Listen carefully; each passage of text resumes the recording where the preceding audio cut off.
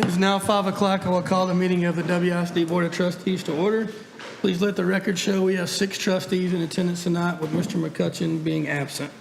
Also, let the record show that this meeting has been duly called and notice of this meeting has been duly posted for time and manner required by law. At this time, we're going into closed session according to section 551.001 et sec of the Texas Government Code. It is now 5 p.m.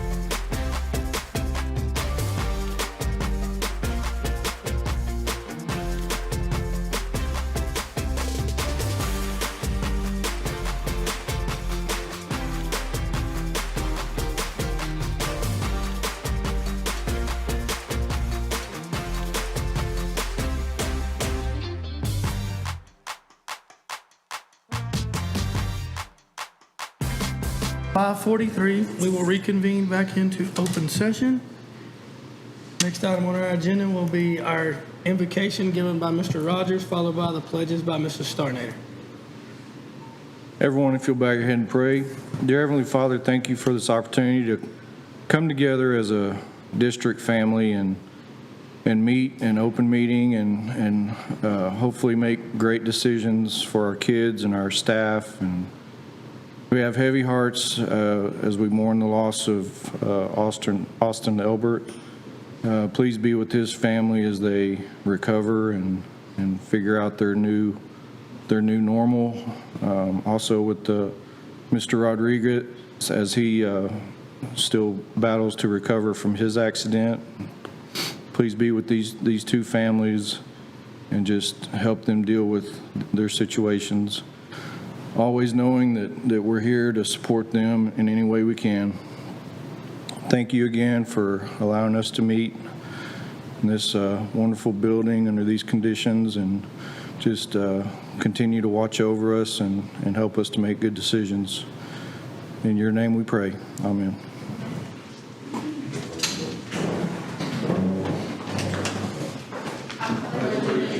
To the flag of the United States of America and to the republic for which it stands, one nation, under God, indivisible, with liberty and justice for all. Honor the Texas flag. I pledge allegiance to you, Texas, one state, under God, one indivisible.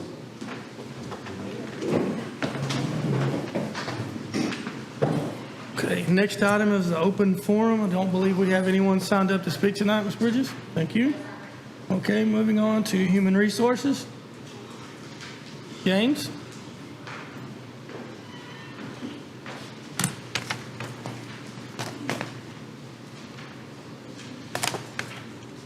Good evening, Board. I would like to ask that you approve the 3 teachers and 2 assignment changes as discussed in the personnel report presented by the superintendent in closed session. Any questions for Mr. James? Okay, this time. Motion to approve the personnel report. Okay, have a motion by Mr. Rogers, Second. second by Mrs. Starnader. Is there any other discussion? All in favor say aye. Aye. Both say nay. Motion carries 6-0. Thank you very much, Ms. James. Thank you. Okay, next item will be recognitions. Not ready? Okay, I can come back to that. Okay, no problem. I'll move into our report section. First item on our report will be report of continuing education hours for trustees. So bear with me, I have a long, boring script I need to read. Under State Board of Education rule, completing required continuing education each year of service is a basic obligation and expectation of any sitting board member. As board president, I am required to announce the name of each member who has completed the required continuing education, has exceeded the required continuing education, and is deficient in meeting the required continuing education. The requirements for training are measured as of the first anniversary of the date of the trustee's election or appointment or 2-year anniversary of his or her previous training as applicable. To the extent applicable to each board member, I will announce the completion or deficiency as to the required training. At the conclusion of this announcement, I will announce any board member's training in excess of the continuing education requirements. Local district orientation. The following first-year board member has completed the local district orientation training. Debbie Timmerman. Orientation of the Texas Education Code. The following first-year board member has completed the orientation to the Texas Education Code training. Debbie Timmerman. Post-legislative update to the Texas Education Code. All board members have completed the post-legislative update to the Texas Education Code training. Team building. All board members have completed the annual team building training. Additional continuing education. All board members have completed the additional continuing education requirements. Evaluating student achievement performance and setting goals. Note this training must be completed every 2 years. All board members have completed the biennial training of the evaluating student academic performance and setting goals. exceeding required continuing education. Board Member Dusty Autry exceeded the required amount of continuing education training by 8.98 additional hours for a total of 18.98 hours of training. Board Member Kim Kriegel exceeded the required amount of continuing education training by 15.25 additional hours for an additional of 25.25 hours of training. Board Member Judd McCutcheon exceeded the required amount of continuing education training by 8.25 additional hours for a total of 18.25 hours of training. Board Member John Rogers exceeded the required amount of continuing education training by 11.23 additional hours for a total of 21.23 hours of training. Board Member Clay Schofield exceeded the required amount of continuing education training by 4.73 additional hours for a total of 14.73 hours of training. Board Member Melissa Starnader exceeded the required amount of continuing education training by 11.75 additional hours for a total of 21.75 hours of training. Board Member Debbie Timmerman exceeded the required amount of continuing education training by 13.5 additional hours for a total of 39.5 hours of training. That will conclude our annual report for board member training. Okay, next item will be the district improvement plan and campus improvement plans. Mrs. Mott? Good evening, Board. I'm here tonight to discuss the DIP and the SIP, District Improvement Plan, and the Campus Improvement Plans. Included in your packet is a copy of the District Improvement Plan, and also is the link to a Google folder that is right now holding all the Campus Improvement Plans, as well as a digital version of the District Improvement Plan. And of course, once those are approved by the board, then they will be posted to the website. I just kind of have them in a little holding area in a Google Drive right now. So changes to the DIP this year. We did see some revisions in the area of Goal 2, which was safety, with Lieutenant Oliver coming on board. He did put a number of new strategies in place, and you can see that under Goal 2 and Performance Objective 2. Things such as metal detectors for all visitors coming onto elementary and secondary campuses, the 2-point safety access into our buildings. There are a number of different ones that you can see. Conduct an audit of security camera functions. And so that's quite a few new additions. The other area that saw quite a bit of revision was Goal 4 with technology. With unified connections coming into the district this year, I worked with Joe to get a number of new strategies into the district improvement plan for technology. We did do some revising just in some other areas, continuing to clean up the district improvement plan. A lot of the strategies will be carryovers from last year because we never really got to the end of last year to complete the process for some of those strategies. So we did kind of refresh a lot of them, and they're still on the plan. Many of them you'll see every year regardless of requirements. Many of those have to do with our counseling, things that go through Ms. Robinson's office. We will go through our process again this year of reviewing. Many of the cabinet level members are on that team, and then other directors as well. So we'll meet in November, January, and March to review our progress. And then in June, we'll have our final meeting to go through all of our strategies, see where we're at and what we'd like to cancel, what we'd like to renew for the next year. And it's a really good team activity for us every time that we meet. We spend a whole morning going through all of our strategies and talking about our progress. Keeps us all on the same page. Can I entertain any questions about the district improvement plan? Questions or comments? And also at every DEIC meeting, either Ms. Mott or Dr. Averett makes a presentation to the DEIC committee updating it. Okay, thank you very much. Thank you. Thank you. Okay, next item, the report will be CCMR outcome bonuses. And that will be by Mr. Calden. Yes, How you doing, sir. sir?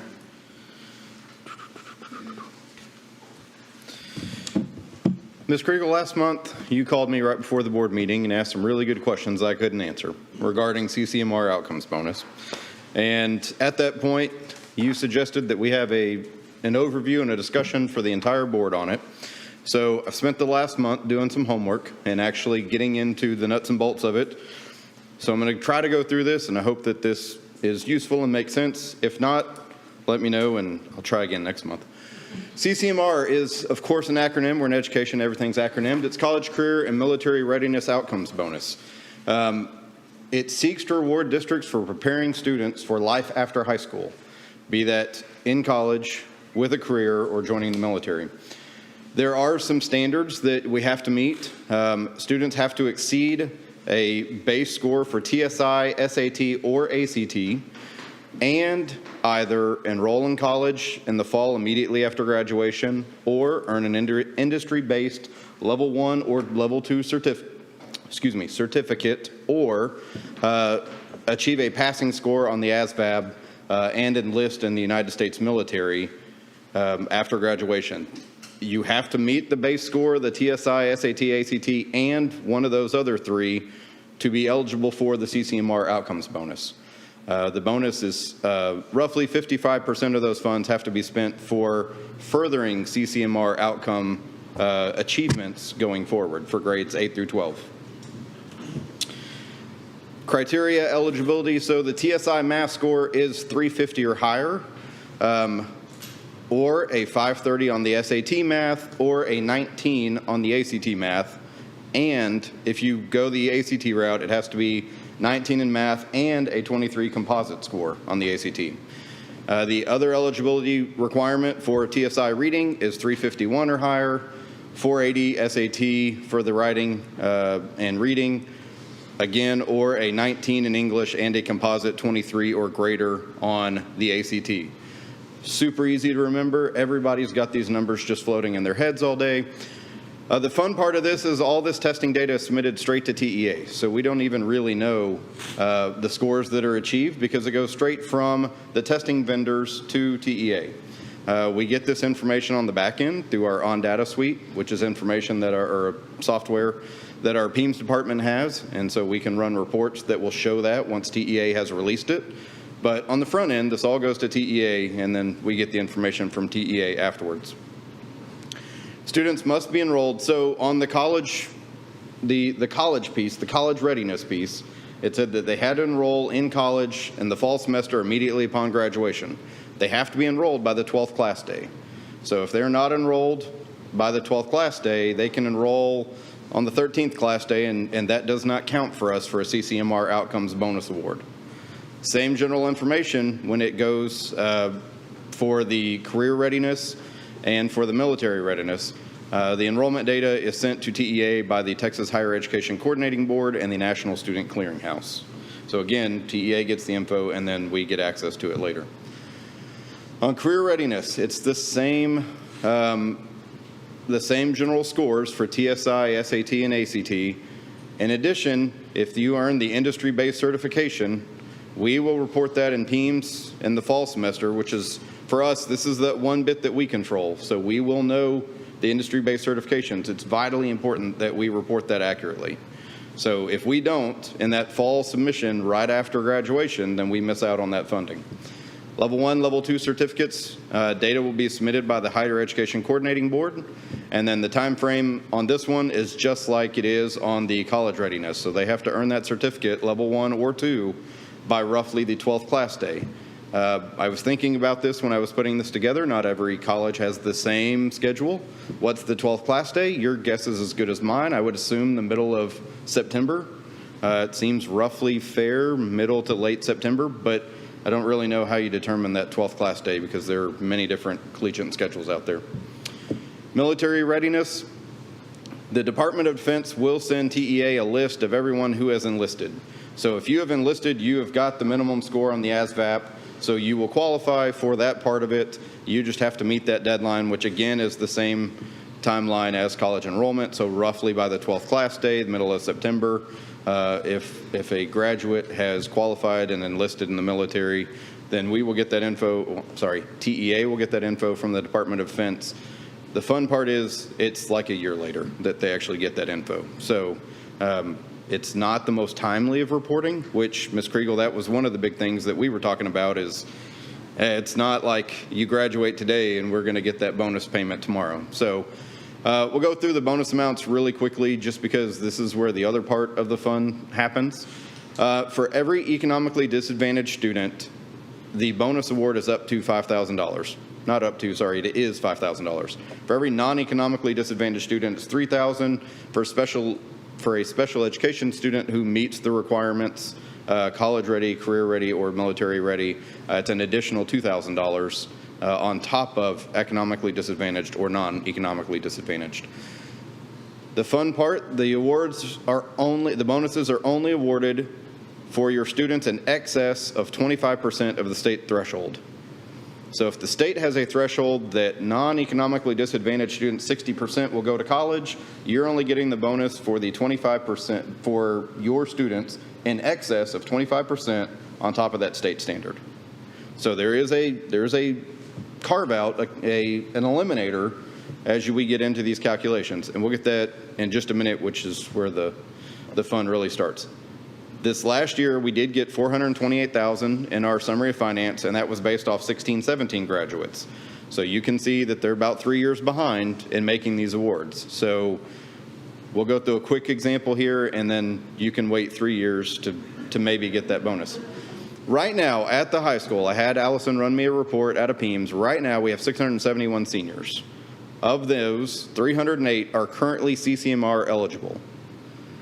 Now, this was ran in September, so those seniors still have all year. Those that are not CCMR eligible have all year to get CCMR eligible. So this is not a definitive at this point. This is just a picture in time. Of our 671, 300 are economically disadvantaged, 82 qualify for special education services, and then you can see those on the CCMR side. 103 students qualify for the CCMR bonus right now who are economically disadvantaged, 205 non-economically disadvantaged, 24 special education.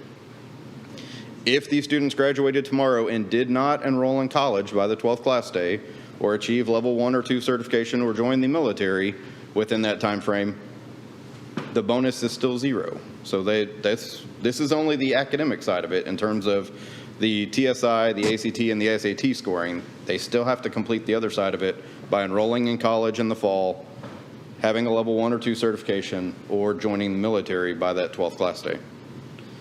So if we go through the economically disadvantaged, because I expect you to remember all 8 of those numbers on the previous page, right now there are 300 economically disadvantaged seniors. The state threshold is, exclusion threshold is 9%. So of our 300 seniors who are economically disadvantaged, the first 27 are immediately excluded. So the first 27 who are CCMR eligible are excluded. We have 103 right now who are CCMR eligible, minus the 27 gives us 76 economically disadvantaged students who, if they enroll in college, achieve the certification, or join the military by the 12th class day, we would get $5,000 for each one of those students. Have I lost you? Okay. This took me 3 times going through it before I fully wrapped my head around it. All that said, if all 76 do what they are prepared to do because they're college, career, or military ready, then that would be a $380,000 bonus just off economically disadvantaged students who are graduating this year. Go to the same calculator for non-economically disadvantaged. The exclusion threshold is a lot higher. It went from 9% to 20%. So the first 74 non-economically disadvantaged students who qualify for the CCMR outcomes bonus are excluded. That leaves us about 131 non-economically disadvantaged students who would qualify for the CCMR outcomes bonus at $3,000 per student, or almost $400,000 of a bonus for this section of the bonus calculation. Special education, this one is the easiest one because there is no state threshold. So every special education student who is CCMR eligible gets a will earn the district a $2,000 bonus. Right now, 24 of them, so that'd be $48,000 bonus, assuming everything is done timely. All that to say, this year, based off 16-17 information, our award from TEA was $428,000. Where we stand in September, based off this year's graduates, is roughly $821,000. That is a substantial increase, not quite doubling, but getting pretty close to doubling. And again, all the students who are not calculated in this right now, who are not eligible for the bonus, still have all year to get eligible for the bonus. So that number could go up. That number could also go down if we're not enrolled in college by the 12th class day, or get our certificates by the 12th class day, or enlist in the military by the 12th class day. And I think that was the end of the fun on that one. So any questions? I know that was super quick, but just kind of wanted high-level overview of CCMR outcomes bonus. Mr. Colvin, could you come back to us at a later date with how much the global student, with them being CC? Yes, ma'am. Almost, nearly 100%. Yes, ma'am. Be CCMR. I will get that information and get it to you, maybe via email. Yeah, is email okay? That'll be fine. Okay. Any other questions for Mr. Calden? Okay, thank you very much. I believe you're up next again. All right. So last month, we talked about the first report, and we kind of did a little celebration because we earned a 100, and we did a really great job as a district in our first rating. Now the other side of the story. For the 2021 ratings year, TEA has decided to introduce ceiling limits or ceiling indicators. So there's 5 indicators that you will notice as we kind of went through the first report last time. There were some arithmetic calculations, but then there was a caveat on the other end that said if your number of days of cash on hand is above a certain limit, you still get all the points, or if your enrollment has grown so much over this time period, you still earn all the points regardless of what the mathematic calculation comes in. TEA has said going forward that if you have to rely on that caveat, that exclusion, the cash on hand, if you have to rely on enrollment growth on any of these, that's going to be a ceiling indicator, and some of them will limit you to a C, some of them will limit you to a 95. You still go through all the criteria, earn all the points that you can get. If you are stuck on a ceiling limitator, though, it will tell you what your maximum score can be. So the district, as I go through the same information that we used last time that we got our 100 on, there are 2 ceiling limiters that really concern me that I think we're going to get hung up on. One of them is number 5, and that's the unrestricted net position, which realistically in a lot of growing districts, especially those that are growing quickly, you're not going to pass this one. This one is looking at your total assets and your total debt, and it wants you to exceed a ratio of 3. Well, that's going to be really challenging when we're issuing debt to build schools all the time. All that to say, in years past, we have earned the points necessary on this to get the 100 rating and to get the pass because we've had student gains in the double digits, in the percent double digits every year. Going forward, there's going to be a ceiling indicator or ceiling limitator, and that's going to, if my math is correct, based off of the information for this last rating, we will be a C. We will go from a 100 A superior to a 98 a C because we will be stuck on that ceiling indicator, ceiling limiter for the ratings report. So just so that you're aware, there's some new ones, and I'm sure as the first report comes out next year, we will slow down and take our time as we go through that report and kind of explain the ceiling limitators. I just wanted you to be aware that 100 was good for an A last year and a 98 may be good for a C next year. So, but Mr. Calden, if you're not in a fast growth district, you don't have that problem. So it's really the district that you're in that causes a ceiling limit. It could be. If you're not in a fast growth district and you're still hung up on that limiter, then that could be a sign of financial weakness for that district. So, but yes, if you're not in a fast growth district, you may not have that same issue. But realistically, to be fair, for some other districts, if you have, really, really old facilities and needed to build anew, you needed more options or you needed more space, you could be just as hung up on that same indicator as I fear that we're going to get hung up on. But yes, it is a really good point. Fast growth districts are really going to have a challenge in some of these ratings going forward. So this one's not great, not earth-shattering, just kind of wanted you to be prepared that there are going to be some substantial changes to the first report as we go forward, and And a 98 in most academic settings would be pretty good for a high A, but next year it may be pretty good for a C. So, and that's it. That's all I had for you. Any questions for Mr. Calden? Okay, thank you very much, sir. Thank you. Okay, now we will go back to the recognition part of our agenda. Ms. Bridges? Thank you. Good evening, board. All right, we are excited to recognize. I'm going to take this off so that I can enunciate. First this evening, we are going to recognize our Human Resources Department. Come on in, ladies.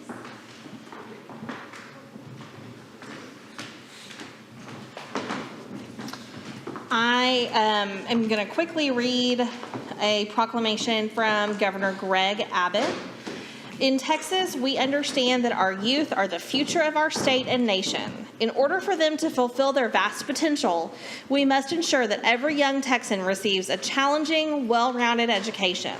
Across Texas, human resources professionals help students receive the highest quality of education possible by facilitating a quality learning experience and safe environment for students, teachers, and staff.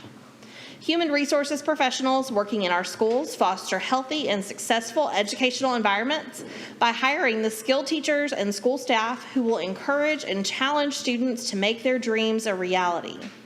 By hiring high-quality staff, providing much-needed services to students, teachers, and administrators, and ensuring the best interests of students and faculty are met, those working in human resources in our schools ensure our students will thrive as they become the future leaders of our state and nation.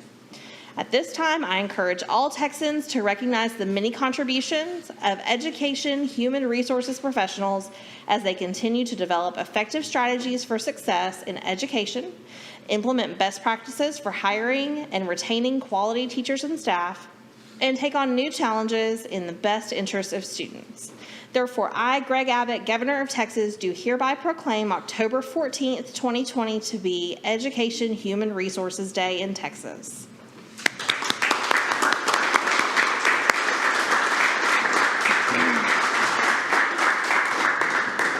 And Ms. Burkhalter couldn't be here this evening. I do have certificates for all of you.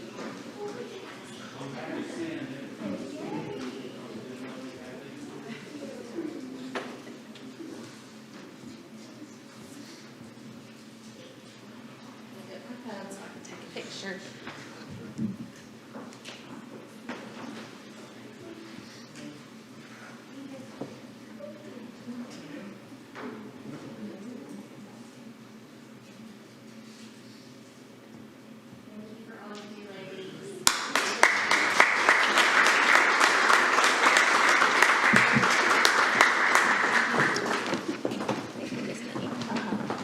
Board, next I'd like to invite Wildman STEAM Academy Principal Kate Authier up.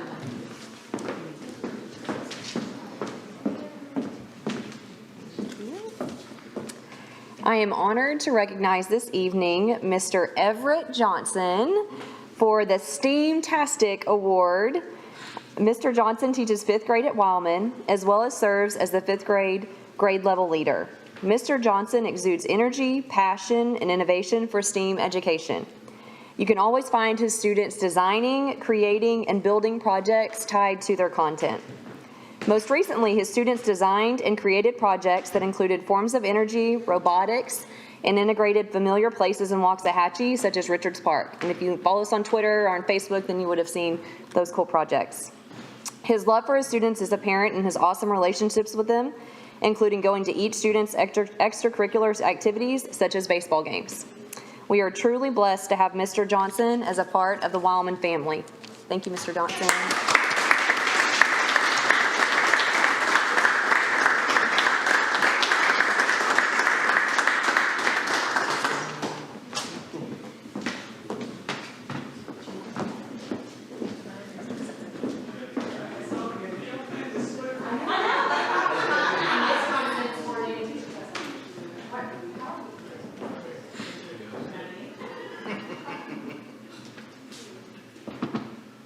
Congratulations, Mr.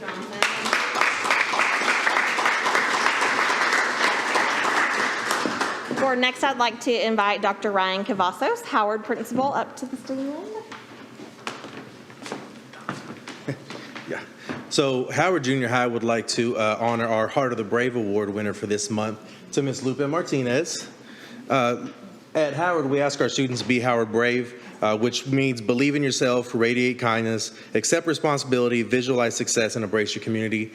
And Ms. Lupe Martinez is our head custodian, and she definitely exemplifies what it means to be Howard Brave. She goes above and beyond for our students to make sure that they're safe, to make sure that we have an immaculate campus, and really just anything that we ask her to do, she's there for us, and she does everything that she can to make sure that our students have everything that they need. So we just want to honor Ms. Lupe.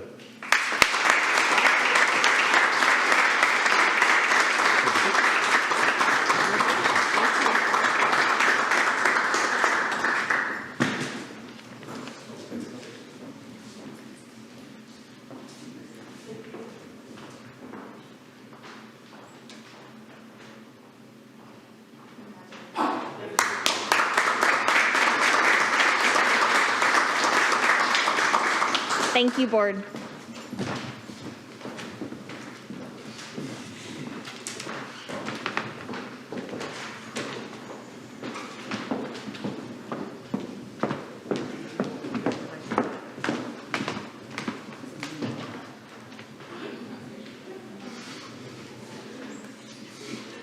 Okay, next item would be under reports, board member questions.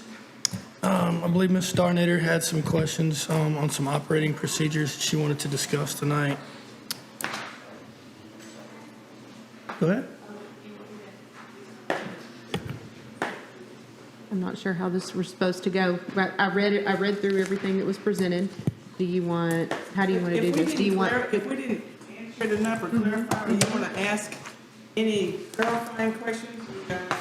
It's good stuff. School, we got Coach Reed, who is the AD, and so anything that we didn't answer, we would like to take the opportunity to do that. Oh, no, I think it. Or elaborate. It's a good report. I mean, I think it's great. I'm just wondering, is there something, I mean, for the community's sake, is there a way we could get maybe just kind of a quick summary of these reports? I mean, because they spent a lot of time on them, so, I mean, I don't know, what do you think? I have no problem. We should have asked you that ahead of time. Mine as is, I mean, everything was presented knowing it was going to be public information.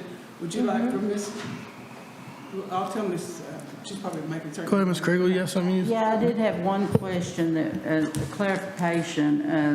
When I was reading through it, and it said that the freshman boys would play at the high school, but also at Richards Park, but that there was no transportation provided, and so it's like, that's a little confusing to me. Yes, right now, excuse me, guys, my September allergies flew right into October. But the ninth grade, for the first time ever, we have a ninth grade athletic period this year, so that's first period. Now, for anything, once the season begins, if they end up practicing at Richards Park after school, then they'll be bused over there. That group has always had a bus, at least for the last several years, and for JV players for that matter too, to take a bus from the high school over to Richards Park during the season. The report, from what I remember, just said that no to transportation. And so Okay, yes, okay, that was referring to the athletic period, first period on the matrix there. It's Right. probably on the very bottom. First period, A and B day for ninth graders. They do not travel because they do everything on campus. Okay, but it said Richards Park, so that's why I Okay. was confused. Okay, then Richards Park, then they would be Yeah. bused over there for Okay, those days. very good, Yeah. thank you. Coach, if you go back and look at that. Coach, if you would go back and look at that part to which Ms. Kriegel is referring, Okay. and if we can edit that out for clarity. What, do we recall the What page pa- number? Oh, I probably shouldn't be touching that. Here's your report. Okay.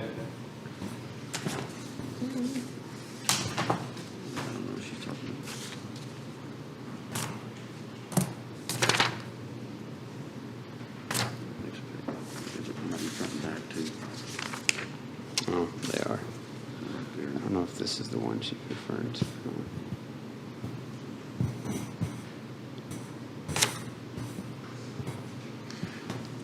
Right, so what it says is so for ninth grade baseball, A1, B5, is that what you're talking about, Ms. Kriegel? I believe so. Okay, so is WISD transportation provided? And it says no and no because the athletic period, the athletic period meets at the high school. So if you just clarify that on there. Wait, in that third column where it says during season, some practices may occur at Richards Park, then we can add that, add that line in there Okay. too. If you will do that, and if there's no other questions, then, okay, Mr. Tim, okay. Coach, the golf kids, I was surprised that they have to drive so far. I didn't realize that when they go to Thorntree and Brickyard. We don't have transportation for them? Over the years, more courses have become available to us. You know, anytime in years past, and I don't know if there's anybody in the room here that played high school golf. Well, Judd's not here tonight, but I think the understanding has always been in extracurriculars, it's primarily in golf, is that you have to find your transportation to get to that spot. You also deal with weather conditions. Some days they may stay at the high school or go somewhere else if they can't get on the course. But generally speaking, for golf, you've always found your ride to get there. And swimming, because, see, they're expected to go to the pool. However they can get there and get to school, however they can get there. So Thorntree came into play just about a year and a half ago when the Waxahachie Country Club is kind of in limbo right now, whether or not we're going to be able to continue out there, which right now we're month to month, day to day. Could be 6 more years, could be 6 weeks. We just don't know. So we had the opportunity to be able to get in at Thorntree to do that. I can't speak 100% on this for sure as it being accurate, but I will say I think that began as kind of varsity kids only because it's a fairly premier course for this area for our kids to be able to go play on. So at that time, we didn't travel anybody over there. Other considerations could be to keep those students that can't drive at the country club all the time. It would just be able to find someone, maybe additional coach one day in the future that can handle those golf students that aren't going to travel to the off-campus sites. Well, all of them are off-campus, but can travel to the out-of-town sites like the Lancaster or the Ferris, where the Brickyard is, or Thorntree, we're in DeSoto. Those things that you said that could be added at the high school, the chipping and all that, would that cut down on a lot of that? Still need to play holes, but in those days have to be done. But I think when you create a facility where practice can take place like that, then maybe you split it up into a beginner level type kid who may not need to play holes every day or even 3 times a week, but he could spend his time getting skill work in at a short driving range, putting range, chipping range, that kind of area. And we have looked at some different places. We talked about maybe visiting a few schools that do. There's very few in the state of Texas that have anything like that, but the ones that have it on campus are pretty unique, and they're good programs too, the ones that have it. But that could alleviate some of that, but you still have to get to a course and you still got to play. Right. You know, that's the kind of the bottom line for those golfers. Ms. Breed, did I understand correctly that girls soccer is not transported? I mean, maybe I read that wrong. So correct. Girls soccer, when we built the high school, we were going to try to play them all at the high school. They really liked and wanted to play at Lumpkins, which I had no problem with. So when in the season, they will come over and practice at Lumpkins because that's where they play. So on those days right now, those kids that can drive will drive themselves. There's talking to Jason, I think he says there's 14 or 15 of those that would affect that way coming into the winter. Right, so the students that cannot drive themselves or do not have a vehicle, we have transportation for those? We have not been doing that, no. Not for those students. Have they just not been going to practice that day? No, they go. Either someone takes them over there or we have those forms that were in the attachment that they have filled out to ride over. So the only correction on the document was the one that Ms. Kriegel, so if you would correct that. And Ms. Bridges, would it be better to be attached under the board, like attached to the board briefs, or should it be kind of its own little thing? Whatever you think. I mean, I know a lot of staff put a lot of effort into these reports. Thank you. I appreciate it. I'll go ahead and just mention that I received some questions about this, in light of recent events. And I think you'll see that these questions are themed around the fact that we're growing, obviously, and safety for our students. I just want, our parents need to know that, okay, we do have activities going on, and we need them to, where kids are, during the school day, driving to a facility, and I may be looking at it wrong, but I kind of look at it like, okay, they're still, if it's during the school day, they're still under our supervision, so we need everybody to step up and make sure that, they're not piling 3 and 4 kids into a car, or, because they're not supposed to be doing that. So if we, I just want to encourage teamwork for us all to make sure that we. And for the coaches to kind of keep an eye out for that too, because I know keep an eye they're out torn for that. between, they need to be in the locker room and they need to be in the parking lot, so somehow. Yes, and they can't be we've taken privileges away from students before too. Yeah. So it's not that it happens a lot, but I mean, I happened to walk out the door of my office today, and I see I see 2 coaches that are blocking off one entrance, and I can see another coach watching kids as they're driving through. I mean, so they do a good job, I think, of keeping an eye on them. Of course, the more you have and the more kids, it's all relative to your numbers to try to catch them all. But they take swift action if they're not complying with what we've asked them to do. So. Ms. Bridges, what we do is a special button, kind of like we did that COVID button, and for 10 days, that when you go to the website, put board report, update athletics, or we can come up with a better name than that. But for 10 days, have it a live button that just people could refer to, because sometimes they call board members, and you can say, hey, go to the splash page, and it's kind of like we've already got COVID and we've got something else, and then make that the third one. 10 days? Oh, yeah, that's fine. 10 days? Okay. Sure. Okay, thank you. Really, this is kind of a question on equity too, because we have students, that don't have a vehicle, and we need to be sure that they're able to participate in all the activities also, so it's kind of a question. Well, it's also not just an athletics question. I mean, when you look at fine arts and you look at CTE and you look at our demographics saying we're going to have 4 high schools, this is something that we're going to have to look at about our philosophy. Do we say, I mean, like, I hate to use swimming as an example, but swimming and golf are kind of the same. You got to get yourself there, or find a ride, have a parent. Do we only offer things that you can have on campus? Do we, like CTE, we've got kids making rounds at hospitals, we got them at businesses. And so I understand your safety concern, and I think everyone who has a teenager is horrified, happy and horrified when their child gets a license because they can drive themselves. But on the other hand, do you really want, that's scary as a parent. So I think it would be a district philosophy on what we're going to do in these situations, because one thing we gave was the number of kids. I was actually surprised by the time we added up how many kids are leaving campus.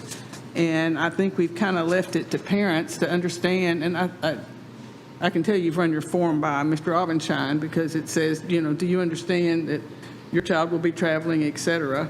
So if we decided to start transporting them, I think it would be a lot of buses and a lot of SUVs, and that could be something that the district, would look at. That is the solution, that we just go to the expense of saying, if you're going swimming, you wait till you get here in the morning, or either a bus picks them. I guess a bus would have to pick them up, but then if they want to drive to school, you got to take them back home so they can drive to school. But we could do that if that's what the direction the board wants to go. I think we could buy 100 more buses and 100 more bus drivers and still come up short with all the activities we have. To Melissa's point, I think 2 things we need to make sure of, that the parents know up front the circumstances on this paper. If their kid wants to participate in an extracurricular activity, whether it be golf or theater arts or whatever, CTE, whatever, there are all specific requirements for each activity. And the second thing is, Greg, you could probably recite the law better than I can, but we don't want them breaking the law, having too many kids in the car. And the coaches need to overemphasize that. And they need to strictly enforce it. And that's how we get a handle maybe on some of this. Yes, sir. And that form made an adjustment to that form. And again, I don't know the law. The only reason I knew to add that is because I was doing driver's ed with my own son and came across it and teaching him. So I thought, this is something that parents need to read. So we added it to that form that's in there. I think it was about this time. Well, it had to be over a year ago from when I was doing that. But on that, one thing I did not do, and I saw that Mr. Binnicker had done, was give that actual number. I talked a lot about the students and people that were doing it, but it's right for those programs listed. It's about 100 kids for athletics, give or take those that got their car taken away or about to start driving or in a different sport. So we're doubling up. Some baseball kids play football, those kind of things. So it hovers right around 100 students for the athletic side. So, and we welcome, on behalf of Dr. Morgan and Mr. Binnicker, we welcome the opportunity to look at our policies and make sure we do. Because anytime we get to scrutinize our own work, we can find some things that can be done better. Well, and I'm sure all of this is fluid, it's going to change, and as we grow, hopefully we'll even get more facilities. So. Well, that's true. As we grow and we look at, obviously we're looking down the throat of a second high school, just because we've got so many students at Waxahachie High, we could fix some things at Waxahachie High School, put some things in, keeping these items in mind. It's almost like we try to have the best of both worlds. We want to offer as many things as we can, but we need the help of the parents too to make it happen. We can't do everything for everybody. We do our best, and that's what we do. That's the best we can do. Yeah, I think it's important. Thank you, Mr. Rogers, for bringing that up. It's more important for our kids to be safe than be cool. So we need the parents to step up, and if they need to find a mom to so we don't have 5 kids in a car, we might need a mom to help out or something like that. So I have a question for Mr. Binnicker. I don't think he's here. He's actually not here I tonight. don't think he's here. Yeah. I'll see I if guess you get it. I will try. On his report, and this doesn't have anything to do with transportation, but he mentions safety concern 3 or 4 times because of lack of enough space. And it says safety is a concern with 2 full-time instructors sharing 1 lab space. So I just was wanting to know what we're going to do about that. Well, I think that's a natural consequence of having a really good program. Is when you have a good program, kids want to be in it. And when we have kids that want to be in our programs, you may have spacing issues where you have to be careful about how many kids in a class. It's one thing to have 28 kids in a history class, but 28 kids in an auto tech class is not safe, right? Because one person can't watch 28 kids. So I think really kind of Dr. Kane mentioned it a second ago, as far as our growth in our district, I think is one of the things that we're looking at, as far as having more than 1 comprehensive high school in our district is I think a reality that everybody understands is going to happen eventually. Well, what caught my attention was he kept saying safety is a concern. Safety is a concern. And so safety is a concern. Sure, it's going to be when you have kiddos, multiple kids in a class, and you've got lab space that folks are sharing, and that means that the instructors in the program have to, number one, teach safety first. Kids are going to have to be able to be proficient and understand how to operate the machines or tools in that program, and they're going to have to monitor that, and they're going to have to have consequences when kids don't do it. So that's part of what we have to teach our students in our CTE programs, is how to operate safely in there. Okay. I'd like to add something on that. Everybody in here knows that we're going to, or maybe they don't know tonight, but if they read that, we're going to approve the final payment on the agri-science facility today for a facility that was built. The question about the safety was written primarily on our ag shops that's in this deal. A lot of people may not be aware, but that's one of the largest programs at the high school, student-wise. Bigger than, correct me, I think it is probably the largest classroom program, isn't it? It's awful close. It's approaching 400 kids at one time. I don't know where we're at. We could get some numbers. It's an exceptionally busy program because they have got multiple projects going all at once. I would challenge you to go down there and look at that. It's a good program. I'm a big ag supporter. I'm a big athletic supporter. I was involved in both of them as a student, and I didn't teach ag, but I do make part of my living there. I did coach. We are going to have to do a lot of planning as we move forward. I'm not going to be diplomatic about it. I'm not happy with how that high school is planned out there. I didn't plan it. I don't like it. I will tell you that. It's put our ag kids in a bind. It's put our athletic kids in a bind, and some others, while other programs got everything they needed. I don't think it was malicious. I don't think anybody intentionally did it. But I think it's you get caught up, and it's kind of like Christmas.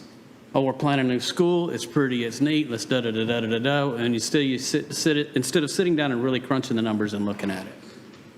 And as you leave this today, I would challenge the public who may be listening and the board members to understand that we're going to have to cross the bridge of looking at these things in the very near future, and we need to think about it. I mean, to me, it's crazy to be sending our football kids to Lumpkins to practice because we don't have enough room.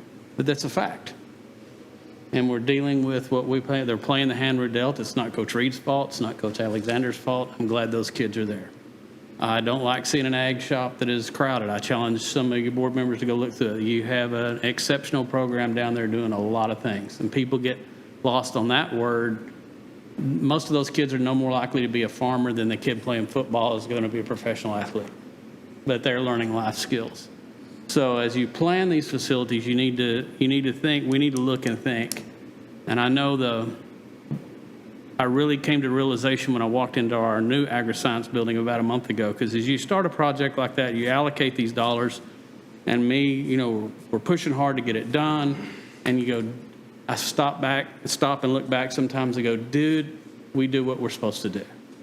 Well, I sat there and kind of validated that a month ago. Walked in that facility, and there were over 40 people in that facility. I've lived here since 1976. I knew 2 of them. I'd never seen those parents and kids before at another FFA type event. It's being utilized. And I think you see the same thing you would see in your athletics.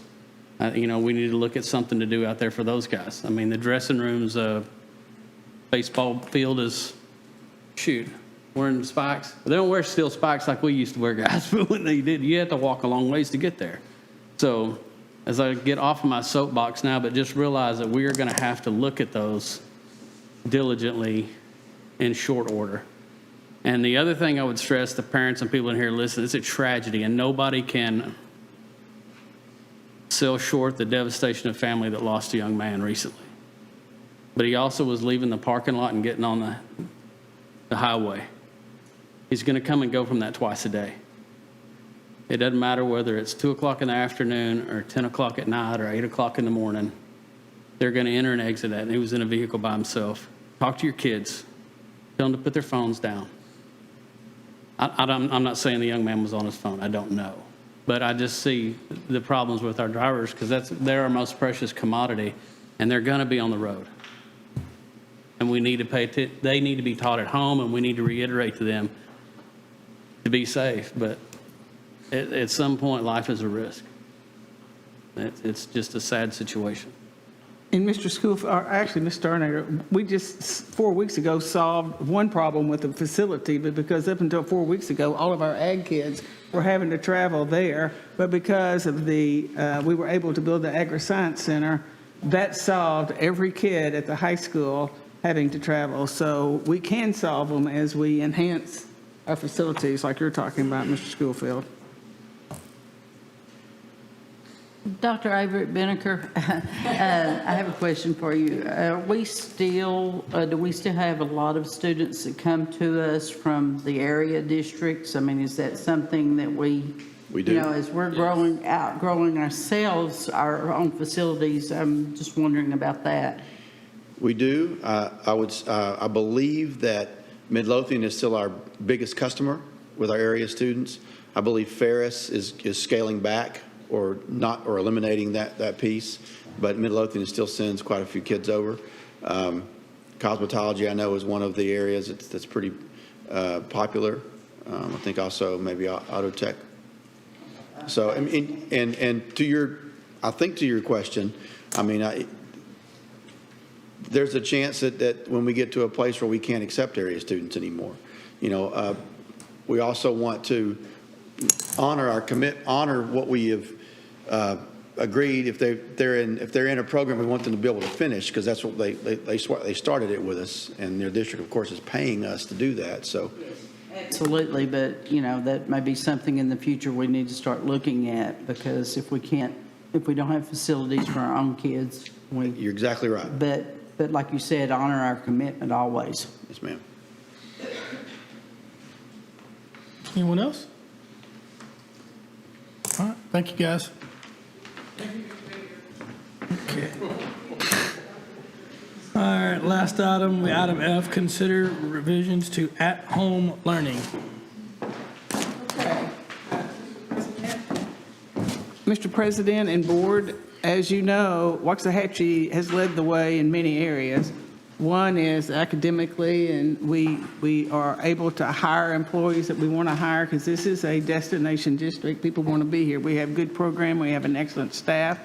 When COVID came, I was very proud of our the protocols we put in to keep COVID at as far of a distance as possible. And because of our nursing staff, because of our teaching staff, because of our administrative staff, because of parents making certain that their children knew the importance of wearing masks, because we didn't have the problem with as much of a problem in the earlier grades, because it seems like our little kids are wearing matching. I think the grandmothers have come out in force and made little matching masks for the girls, and they like wearing them, and so everybody else wants to wear them, and so we've just not had the problems. Our principals did a great job when the buildings are large and secondary of having one-way hallways and eras, and the way we set up for lunch, so we've not had the COVID outbreak that other people have had. Also, I talked to Nurse Biscay in kind of another vein about COVID today, and she said that she's noticed that it seems like our kids students and staff who have COVID, for the most part, are bringing it in from the outside. When we do our contact tracing, which has turned out to be a monumental task, but it's been very effective and very informative, students and staff are bringing it from the outside. It's not from the inside. So that's one. Two, we led the way in opening schools. A lot of schools haven't even opened yet. They're still talking about it. And we started early, and like I say, our staffs have made this work. At the elementary, we've not had staff who've had to teach both online and face-to-face, because Ms. Mott and the elementary principals have designed this triad that or I don't think we still have the triads, because so many kids have come back, but it started out that you may be an online teacher for Felty and Northside and Simpson, and that's all you do. Thanks to the work of Dr. Averett and the junior high principals and Dr. Holt and her staff, we now are able to have junior high teachers who only teach online or who only teach face-to-face, and that is working. We're getting that as a startup, but it's working very well. The high schools are a different situation. Mr. Lynch has said because he's working with Navarro and Tyler, he's got more restrictions than Waxahachie High as far as changing schedules or moving teachers around. So we're left with, we never like to leave no campus behind. And so we have been working with Ms. Harris, and she's been working with her staff on trying to find some solutions. Ms. Harris, do you want to start with all the things we've tried at Waxahachie High that the teachers were wanting to make certain the kids didn't have to change classes? Well, we talked about several different options. One of the obstacles that we face is because we have so many singletons. We may, For example, our CTE programs, those teachers are only certified in those particular areas. Also, when it comes to advanced science courses and advanced math courses, we just don't have the staff that can accommodate the needs of having a strictly online platform and a strictly face-to-face platform. Then you get into students repeatedly changing a student's schedule, and teachers are very uncomfortable with that. My teachers are passionate, as we all know. They love what they do, and they're passionate about teaching their students. And it's not working. Trying to juggle an online and a face-to-face, it's not what's best for students, and it's not what's best for teachers. So I know you got more of your presentation, but now let's go back to the other schools. Because at the end of the 6 weeks, we were horrified to discover how bad the attendance of students, for the most part, and you've been sent the data, the students who were online, students need teachers.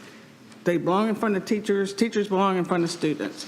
And if there's not a lot of supervision at home, sometimes when they're in class, teachers have a hard time keeping them on task. So you can imagine if they're at home and there's no one keeping them on task. We didn't know to what degree that wasn't working until the report cards. We were suspicious, but I'm sure when you look at the information, you were probably as surprised as we were at how our attendance has gone down and how student learning, because of the report card grade reflects what the students are learning. So we have so I'm going to be talking about two things that I would like to do. Now, this is something that's going to be a request, because actually the board didn't vote for us to go to online. So I'll be asking if I could have your opinions each so I can kind of get a feel for this. But what I'm proposing doing is that the elementary and the junior highs at semester everybody comes back face-to-face with a few exceptions, but that Ms. Harris, one, because her teachers are still teaching both, and two, she's already gearing up for this and eager to give this a try. She gets to pilot this at the third 6 weeks, which is November 2nd. That would give you 2 or 3 weeks. Gosh, is it that close? 3 weeks to talk to your parents, let everybody know, and to review this. Remember when we did the hybrid learning and we said this has got to stop because it's not working? Each principal, or each secondary principal, has the ability to make exceptions. They have committees, they look at, and they do make exceptions, and the exceptions have been made. And we do that on the campus because no one knows what's going on the campus and what's going on with the kids and the teachers on the campus better than the principals. So we've got some elementary principals here and some junior high principals, in case you would like to say, well, what do you think about this plan? Now, there's a principals meeting Thursday, so the timing is good, that there's still going to be time for the elementary and junior high after we talk to you for us to talk to the principals at the principals meeting. Now, for Ms. Harris, November 2nd comes before there's another board meeting. So just keep that in mind. So just to kind of get this in order, if you would sit tight, well, wait, you may not have, would you like to ask questions of some elementary principals, or do you mean just keep going on? I'm happy going on, you know me. Okay, so. I'll do. Okay.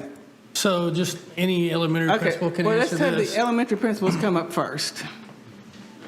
We didn't bring all of them because. It's just a general question. Okay, well, stand and deliver, guys. Are you guys having just as many problems with attendance and with the performance as they are at the secondary level? Okay, that's all I need to know. We're good. Good job, guys. What a staff. What a staff. So I'll make this easy for the other five of my colleagues here. Okay, I'll go first. My opinion is we get these kids back in school as fast as we can. What about your junior high principals? You're leaving them out. I already know where they're all cleaned up and dressed up. We got them. I know where they're at. They wore a tie. My teachers always told me the kids that sit in the back are the ones that made the worst grades. And It's true. It's true. Look at them. Look at them. I mean, I have no idea. I'm not going to change that. Unfortunately, our SRO's on the back row, too.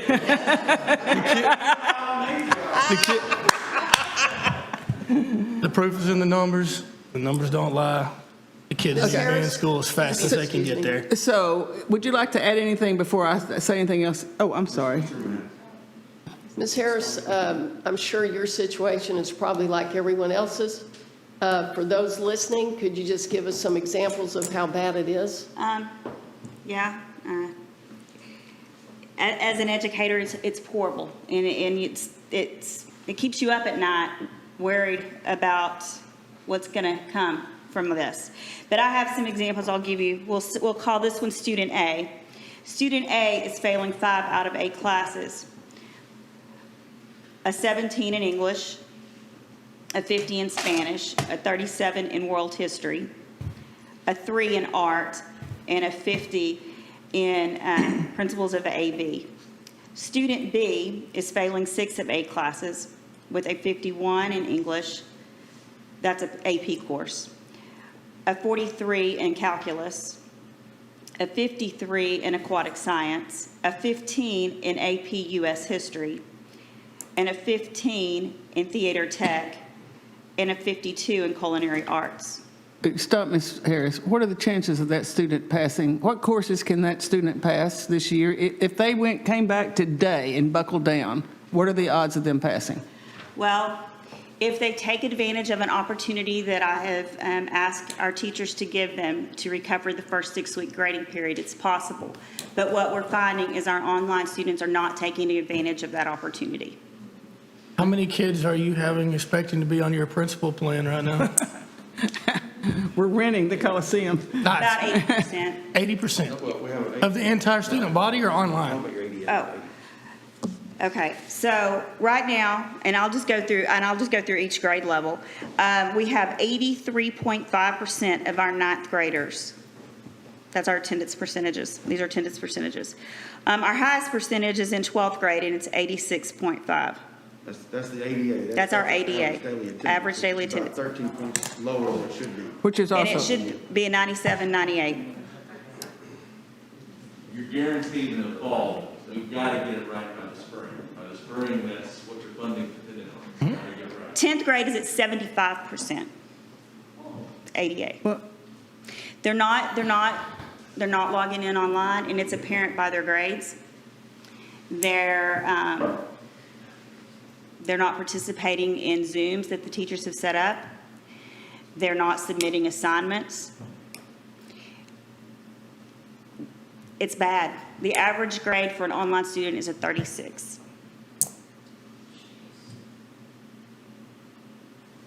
If you've ever wondered how hard our 59.5% of my online students are failing.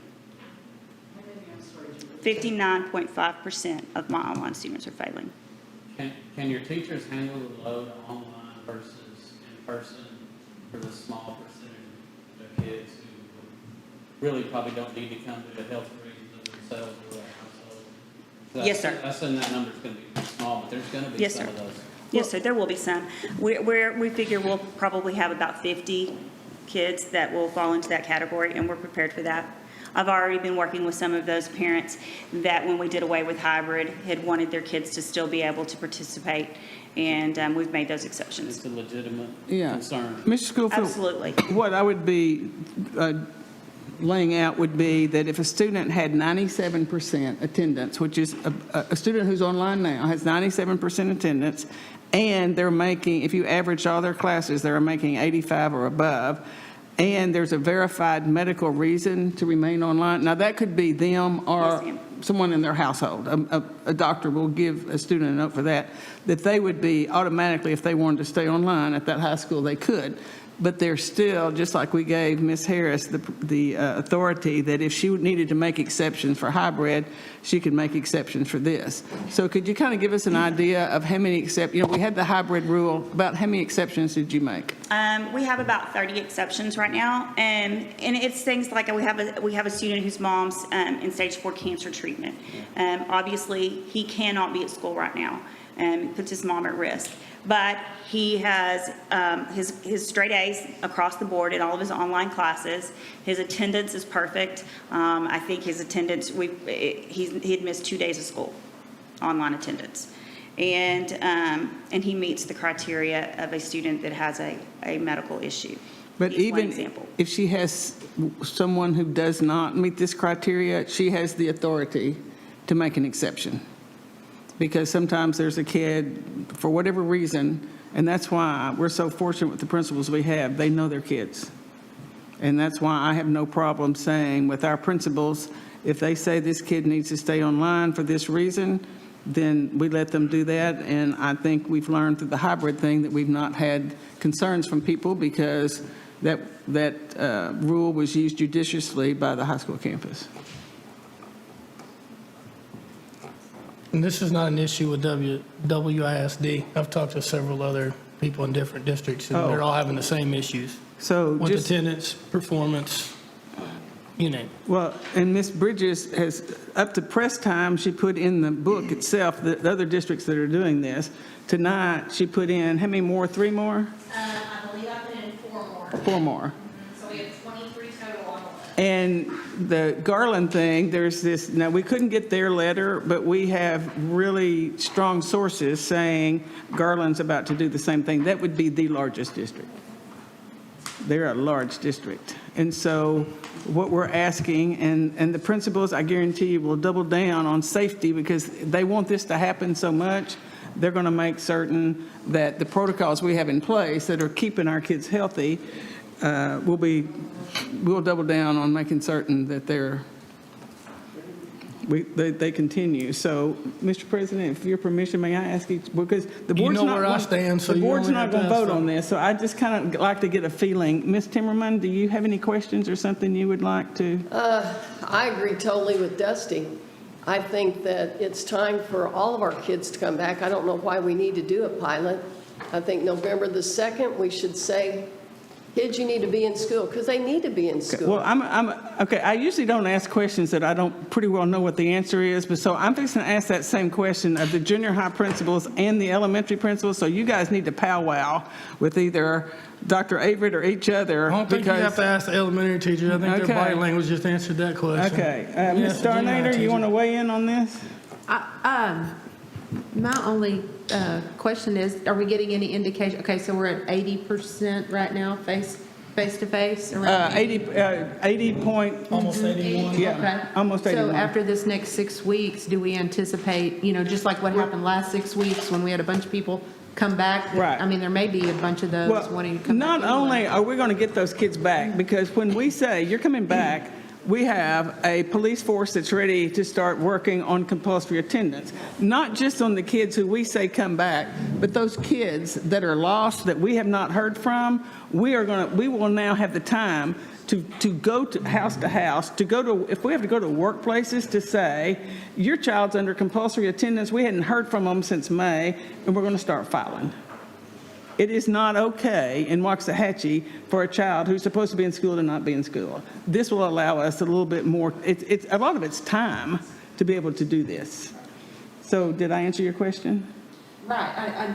I think I was just mainly just trying to make the point that maybe it'll even be less than 20% of our kids, because maybe some parents will automatically make that choice. I think we'll get up to 95. 6 weeks. I mean, because this rule, the rule we're talking about, there's not that many kids who meet that rule.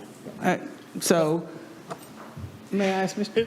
Yes, but I have a question. So if we did it district-wide at the start of the third 6 weeks, sorry, does that give us enough time to find all of those kids by the time the next semester starts? That will give us time to tell everybody, okay, parents, we're doing this, your kid's got to come back unless you've got this, and that's going to be time consuming and then when the third 6 weeks starts, we've got those kids in school. The principals will be taking care of who's there, where they need to be, what they need to be doing. That gives the other staff to say, okay, who's not here now?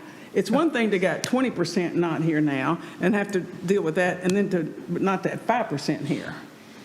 Once they're all here, at school, we really feel like our numbers will be manageable to where we can start doing those home visits and making those phone calls. Because what we're finding is that they've disappeared. We know at WHS, we've had about 15 kids that we, based on our information, have gone back to Mexico.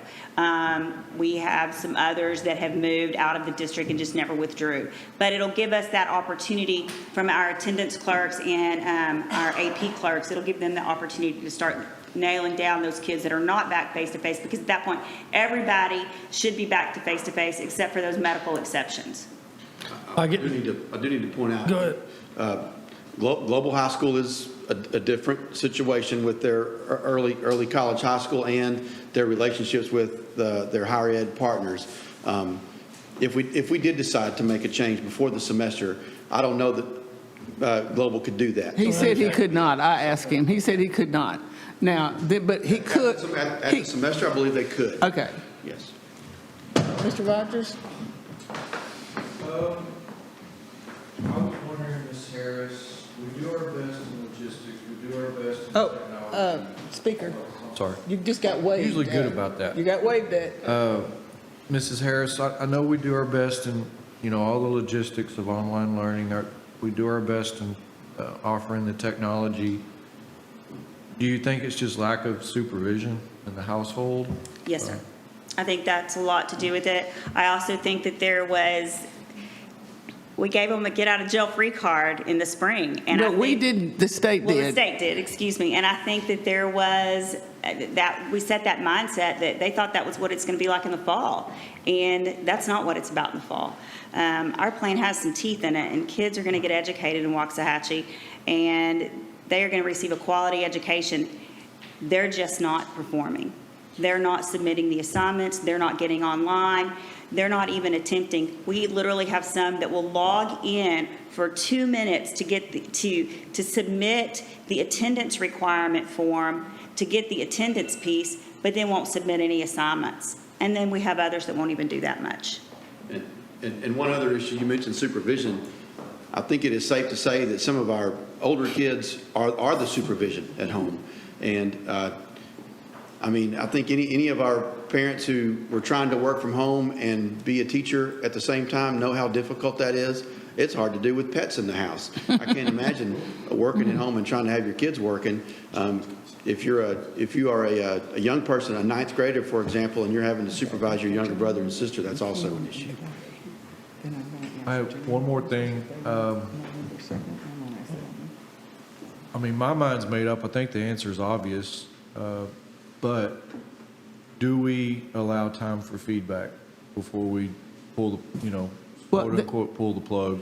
Okay, at the high school, that's true. The feedback won't come back to the board. It would, because of the time when you have your next meeting. I'm not talking about a survey or anything. I'm talking about just, give them a little bit of, obviously, notice. Well, we give them 3 weeks. 3 weeks. How much is exactly until? From tonight until 1, 2. I think we've already seen the feedback. Well, The lack of attendance and lack of student performance. Let me put it to it a different way. How are the people going to know that are not watching tonight? Are we going to? We will drown them in information. Okay, that's more of my question. Okay. I have a principals talk planned for Thursday. David's coming over. We're going to do a big principal talk, and we're going to push out the information. What we found is when I do that, it gets out on social media, and they may not have email, or if they do, they don't answer ours, or they may not have cell phones or what have you, but they will see social media posts, and so we'll make sure it's posted on social media platforms. And then Lori and I have already started drafting some letters that will go out to parents' email accounts. And this will start tomorrow. And again, we got transportation. So, we're still making the same routes. Mr. Gerke, aren't we making the same routes whether you're online or so? Here's a bus to get on. And we would start with Jenny, and it depends on what the elementary, and if we do this for those levels at November 2nd as opposed to semester, between Miss Bridges and them, we would just, between the newspapers, social media, Facebook, and the principal's ability to communicate with parents, they would have plenty of notice. Yeah, we're going to get the feedback regardless. Well, and I think some of them, some of them have already got vacations planned. That's going to be one issue because we have found that a lot of people are taking advantage of this time to have vacations. We will deal with that. But again, this is where we want to start. And a principal would have the authority to say, of course, you wouldn't go back online at the high school because there would be no such thing, or we'd have to make some kind of provision, but there's exceptions now. Yeah, just out of curiosity, Wildman's at 8%. Is that just the nature of the curriculum? Well, first of all, it's a school of choice. Yeah. So those parents have committed to, we want to go there. I think it's the nature of Wildman. It is such a unique school that the kids want to be there, the parents want them there, and it's just, you need to go there and do a walkthrough. You'll want to sit down in the class. I did a visit the other day, and it's hard to leave. They have published online their Facebook videos, those videos of projects that Ms. Algate was talking about. It's all hands-on projects, so it's hard to do those hands-on projects. Yeah, that's. I was thinking it has to do a lot with the curriculum. It also has to do with, if they needed an online teacher, I had to move them to another campus to get that online teacher, and that got away from, they applied to go there. So they didn't want an online teacher from another campus because it went away from the reason why they applied to go to Wildman to begin with. Even though they knew that didn't mean they gave up their spot. They knew they would get their spot back, but they didn't even want to have an online teacher that wasn't from Wildman. Well, my major concern is that we do take care of and however we take care of our medically challenged students. But I think at some point we could have like one class, for each grade level, or one teacher for each grade level versus having each school, Well, like a district-wide, Likely what that's going to mean, and if I'm incorrect, let me know, that there may be a teacher who does have 2 online students because it doesn't work out having a class because this kid wants this math class and this kid. Right. But if you just have 1 online kid or 2, is that what you were planning for the one? Yes, ma'am. You just have 1 online kid or 2 online kids, it's not as challenging. It's challenging. I wasn't talking about at the secondary level, but just overall. Well, even at the elementary, yes. We're just going to have to provide for our medically challenged students, whether or not it's, that's my major concern. I do have a question, though, that I don't believe was presented. What does our attendance look like as far as the number of kids, or what does our attendance look like? Because we have to assume that we have students that are out quarantining. So, right. What does our other attendance look like? Nurse Bousquet?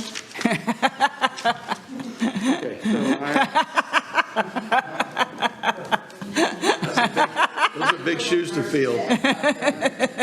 I was the head nurse in the previous district. So, I think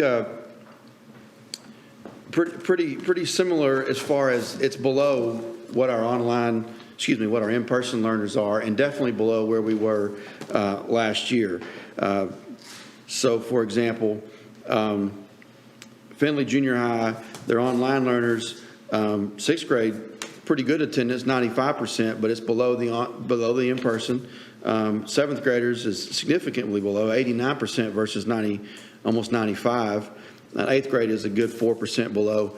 And Mr. Calden could probably spell it out better than I can as far as what that means as far as funding is concerned. Like Mr. Aubenstein pointed out, we're good for the first 18 weeks. Right. But once we get into the second semester, this can have a serious impact on. I think Ms. Krieger was specifically asking about, so when we quarantine, so they all come back, when we quarantine a student for 2 weeks, what does that mean for them?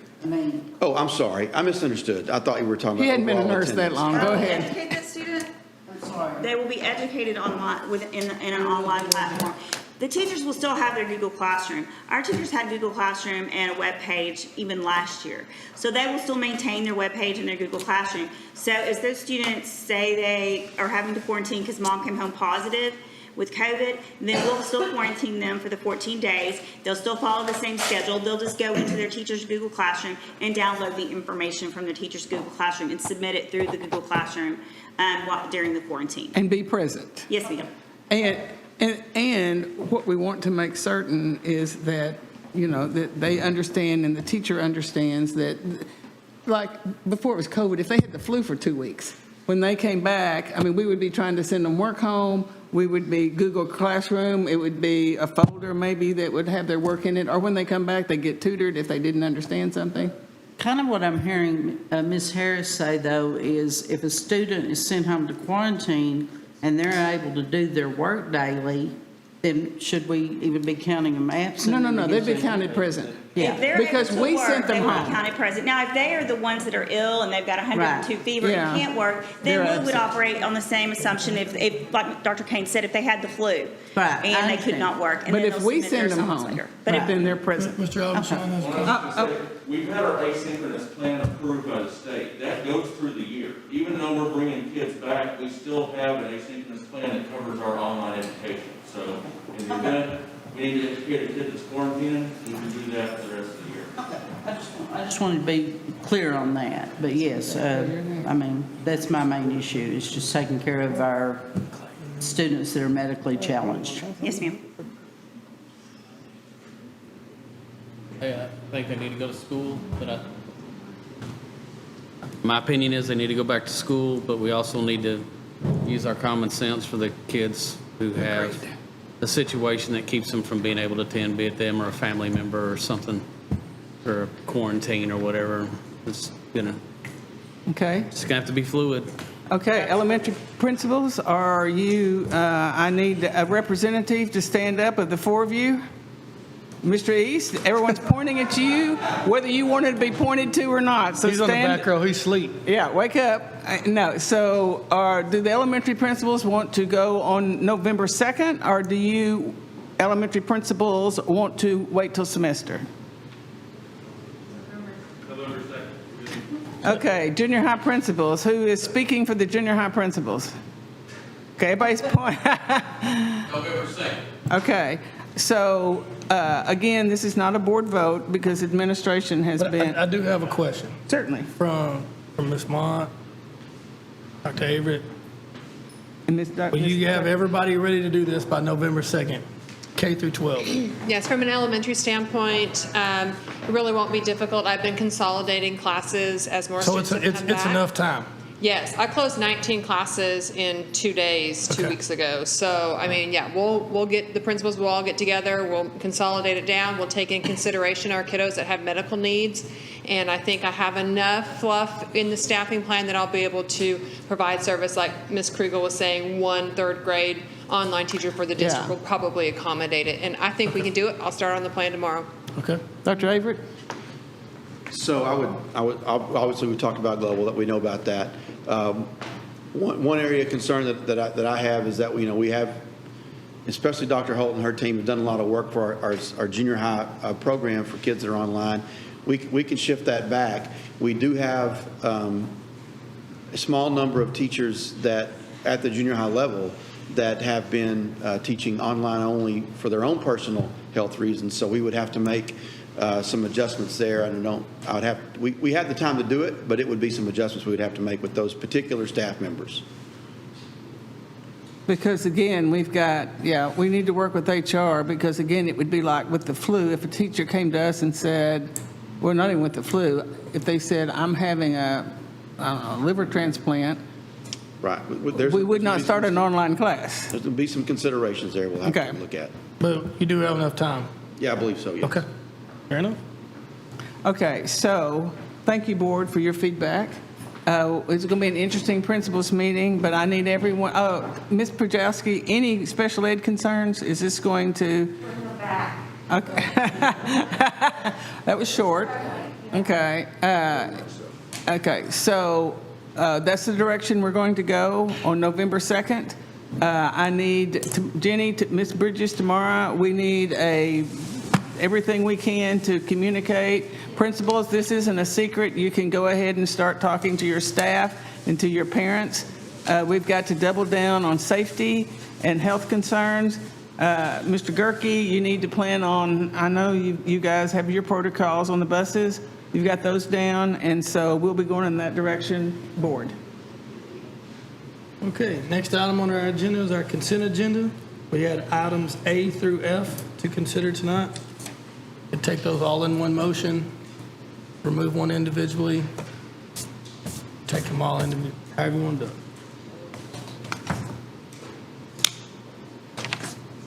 I'll make a motion, we approve the consent agenda, items A through F as presented. A motion by Mr. Starnader. Second by Mr. Schofield. Any other discussion? All in favor say aye. Aye. All opposed say nay. Motion carries 6-0. Now I need a motion to adjourn. Second by Mr. Timmerman, second by Ms. Kriegel. All in favor say aye. Aye. All opposed say nay. Motion carries 6-0. Thank you very much. Thank you, board.